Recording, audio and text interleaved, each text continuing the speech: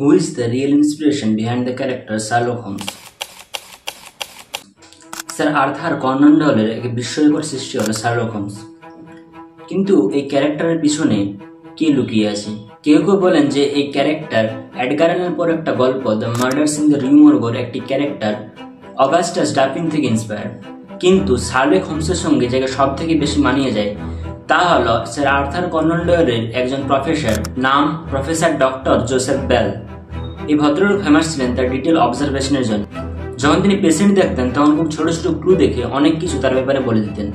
এমনকি যখন তিনি পড়াতেন তখন তার ছাত্রদের বলতেন যে লজিক আর ডিটেল অবজারভেশনের উপর জোর দাও। স্যার আর্থার কনন ডয়েল তার প্রফেসরকে লেখা একটা চিঠিতেও বলেন যে it is most certainly to you that I ও Sherlock Holmes round the center of deduction, inference and observation which I have heard you inculcate. I have tried to build up a man. এর যদি পুঙ্খানুপুঙ্খ অনুবাদ করা হয় তাহলে দাঁড়াবে যে এটা নিশ্চিত যে আমি শার্লক হোমসকে আপনার কাবার পড়িয়েছি। আপনি যে আমাকে অনুমান এবং পর্যবেক্ষণের উপর জোর দিতে বলেছিলেন তারপর ভিত্তি করে আমি একটি মানুষ গড়ে তুলেছি। আচ্ছা বলুন তো স্যার আর্থার কনন ডয়েল কোন গল্পে শার্লক হোমসকে মেরে ফেলেছিল? তা নিয়ে এসেছি পরের ভিডিওতে। আমাদের কাজ ভালো লাগলে ইনস্টাতে ফলো করুন এবং ইউটিউবে সাবস্ক্রাইব করুন।